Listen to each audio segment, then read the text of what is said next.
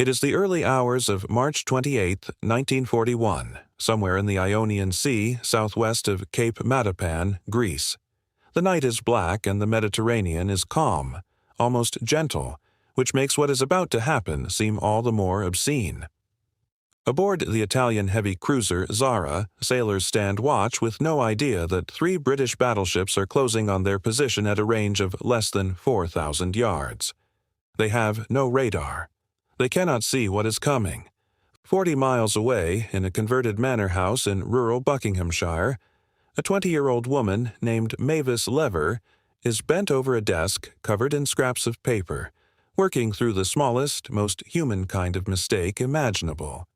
A lazy radio operator who could not be bothered to follow procedure. It is this mistake, not a feat of arms, that has placed 3 British battleships within point-blank range of an enemy fleet that does not know it is being hunted. When HMS Warspite, Valiant and Barham open fire at 22:28, the result will not be a battle in any conventional sense. It will be closer to an execution. Within minutes, the cruisers Zara and Fiume are wrecked, ablaze, sinking. 2 Italian destroyers go down with them. Over 2,000 Italian sailors will lose their lives before dawn. The Royal Navy will lose 3 men. This is the story of how Britain discovered, almost by accident, the flaw buried inside the machine the Germans and their allies trusted above all others, and how that discovery did not just win battles. It quietly took away Germany's greatest advantage of the entire war, the belief that its enemies could not hear it thinking. To understand why this mattered so much, you need to understand the scale of the problem facing British intelligence in the years before the war. Germany, and by extension its Axis partners, had built their entire military command structure around a machine called Enigma, a device that looked at first glance almost mundane. A wooden box not much larger than a typewriter case, fitted with a keyboard, a lamp board, and a set of rotating wheels. Yet the mathematics behind it were staggering. With its rotors, plugboard, and reflector, a standard military Enigma machine could be configured in more ways than there are seconds in the age of the universe, give or take. The Germans were not being arrogant when they assumed it was unbreakable. By the standards of the 1930s, it very nearly was. Every branch of the German military, the Abwehr's intelligence service, and, crucially for our story, the Italian Regia Marina operating a related variant of the machine, all relied on Enigma to coordinate everything from convoy movements to troop dispositions to the location of supply ships bound for North Africa. If you could read this traffic, you were not eavesdropping on a conversation. You were reading the enemy's mind. Britain's existing solutions were nowhere close to sufficient. Traditional signals intelligence, the interception and analysis of Morse code traffic, could tell you that a message had been sent, and sometimes who had sent it. But without breaking the cipher itself, the content remained locked away, mathematically sealed.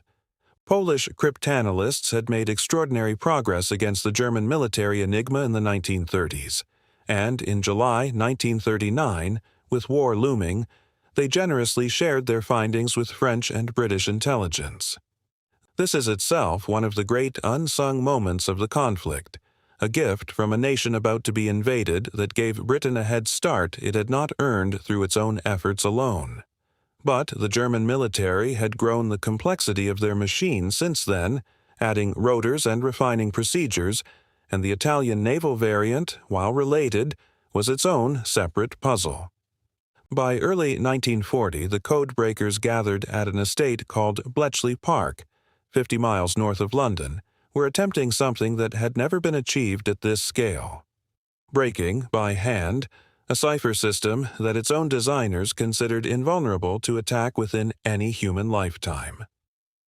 The Government Code and Cipher School, the organization running this effort, had requisitioned the estate not for its charm, though it had plenty of that with its Gothic turrets and ornamental lake, but for its location, equidistant from Oxford and Cambridge and its access to road and rail. Inside, the codebreakers worked from a starting position that should, by any reasonable measure, have been hopeless. Without knowing the daily settings, which rotors were in use, in what order and what the plugboard connections were, a single intercepted message could theoretically be any one of an almost unimaginable number of possible plain texts. The Germans changed these settings daily. Some services changed them more often still. Every 24 hours, in effect, the lock was changed on every door. The man tasked with attacking the most stubborn of these doors was Alfred Dillwyn Knox, known to everyone simply as Dilly, a classical scholar and papyrologist from King's College, Cambridge, by most accounts a brilliant, distracted, faintly eccentric figure who had broken Italian naval codes once before, during the Spanish Civil War, when the Italian Navy had used an earlier commercial variant of Enigma without a plugboard. Knox was given a new section for work on Enigma variations, which he staffed mostly with women, a group that came to be known, with the casual sexism of the era, as Dilly's Girls. Among them, recruited straight from her German studies at University College London at the age of just 19, was Mavis Lever, later Mavis Beatty. Knox's opening words to her were reportedly nothing more than, "Hello, we're breaking machines. Have you got a pencil? Here, have a go." She solved the signals revealing the Italian Navy's operational plans before the Battle of Cape Matapan in 1941. To picture the machine itself, a standard Enigma weighed somewhere in the region of 12 kilograms, light enough to be carried in a wooden transit case not much bigger than a portable typewriter, yet inside that unassuming box sat a system of considerable mechanical and mathematical sophistication. Each time an operator pressed a letter on the keyboard, an electrical current passed through a set of rotating wheels, each wired internally to scramble the signal, then bounced back through a fixed reflector and out through the wheels again before lighting a single letter on the lampboard above the keys. Press the same letter twice in succession, and you would, more often than not, get two entirely different results, because every keystroke physically advanced the rightmost rotor by one position, rather like the odometer on a car ticking over. Add a plugboard at the front, into which operators could insert cables connecting pairs of letters before a message was even typed, and the resulting number of possible configurations ran into the hundreds of trillions. To put that scale into terms an audience might actually feel, even if a team of mathematicians could somehow test one setting every single second, day and night without rest, it would still take many lifetimes longer than the war itself to work through them all by brute force. This was not, in 1939, an exaggeration designed to flatter German engineering. It was, by the mathematics of the time, simply correct, which is precisely why German planners treated the machine's output as beyond suspicion. The technical breakthrough did not come from a flash of mathematical genius in the way popular imagination might prefer. It came from understanding human laziness. Enigma's daily settings were genuinely formidable, but the system depended entirely on operators following strict procedure every single time they sent a message. Choosing fresh, random indicator settings, never repeating a pattern, never taking a shortcut. In practice, tired radio operators working long shifts on warships and in shore stations frequently did not bother. In one of the breakthroughs against the Italian naval Enigma, an operator was found to have been so lazy that he had only used letters drawn from the message itself to set up the indicator system, rather than generating anything genuinely random. Once a single weak link like this was spotted, the codebreakers could apply a technique pioneered by Knox known as rodding, using strips of paper marked with the machine's wiring possibilities, physically laid across each other to test crib after crib until the underlying settings fell into place. It sounds almost laughably analog for something that would alter the outcome of naval engagements: paper, pencils, and patient deduction performed by hand in a converted cottage on a country estate. There was no computer involved in this particular triumph, no flashing lights, no whirring drums, just sustained, exhausting intellectual labor, repeated for hours at a stretch, by people in their late teens and 20s working from incomplete information and educated guesswork. Once the wiring of the Italian naval Enigma had been reconstructed by this method, intercepted Italian naval traffic could, in principle, be read almost as quickly as the Italians themselves could read it. It is worth pausing on what that actually meant in practice. A fleet's sailing orders, drafted in Rome or aboard a flagship, encrypted for absolute secrecy, and then, within hours, sitting decrypted on a desk in rural England.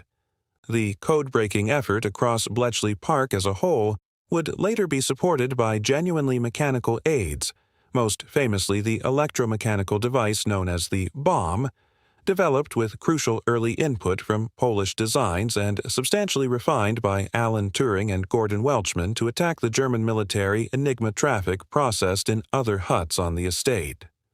These machines, roughly the size and shape of a large bookcase, used banks of rotating drums to test thousands of possible rotor settings every hour, narrowing an impossible search space down to a handful of candidates a human could then verify by hand.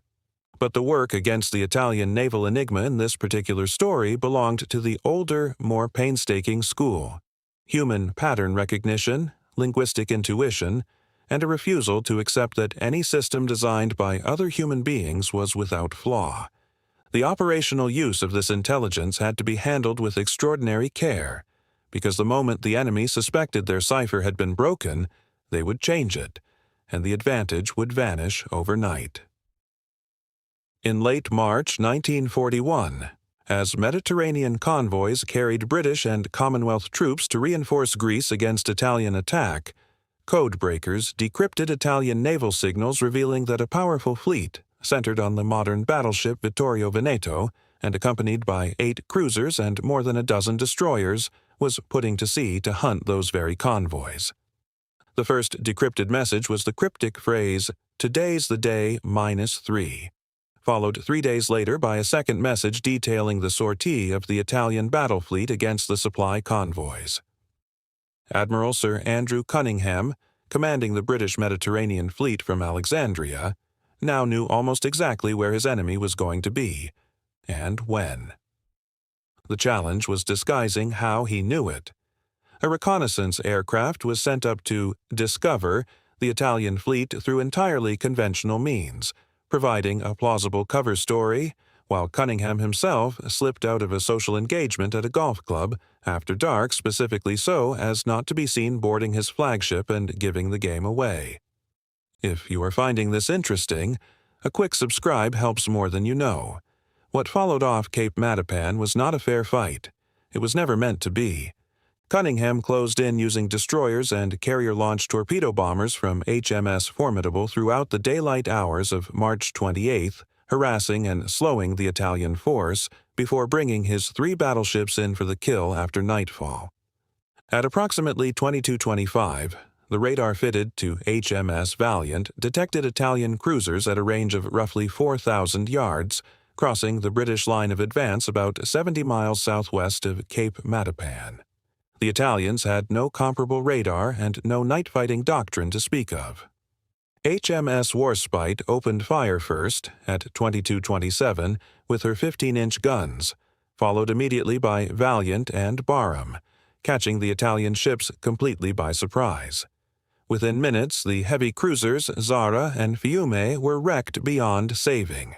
2 destroyers, Vittorio Alfieri and Giosuè Carducci, went down in the chaotic night action that followed. Allied casualties for the entire engagement amounted to a single torpedo bomber, shot down by anti-aircraft fire from the battleship Vittorio Veneto, with the loss of its 3-man crew. Italian losses ran as high as 2,303 sailors, the great majority of them from the cruisers Zara and Fiume. The psychological effect on the Italian Navy was profound and lasting. The Regia Marina did not venture in force into the eastern Mediterranean again until the fall of Crete 2 months later, and avoided a full-scale sortie for over a year afterwards. It is important to be honest about what is documented here and what remains uncertain. The precise sequence by which Knox's section reconstructed the Italian Enigma wiring is recorded with reasonable confidence thanks to Beatty's own later writing. But the day-to-day texture of life in the research section, the false starts, the dead ends, the messages that simply could not be broken, are inevitably less complete in the historical record than the dramatic successes. Much of what code breakers themselves experienced was, by design, never written down at the time, for fear that any captured document might reveal the scale of what Britain could read. How does this compare with what others were attempting? Germany's own faith in Enigma rested on a fundamental, almost philosophical error: the belief that mathematical complexity alone guaranteed security, regardless of how the machine was actually used in practice day to day. German cryptographic security services did periodically review Enigma's robustness, running their own theoretical attacks against it, and concluded, correctly in pure mathematical terms, that brute force attacks were impossible within any practical time frame. What they failed to account for, repeatedly, across every branch of the armed forces and even within the supposedly more security-conscious Abwehr, was operator behavior, predictable greetings, repeated phrases, weather reports sent at broadly the same time each day in a similar format, and, as in the Italian case that decided Matapan, occasional outright laziness on the part of exhausted men working long watches far from home.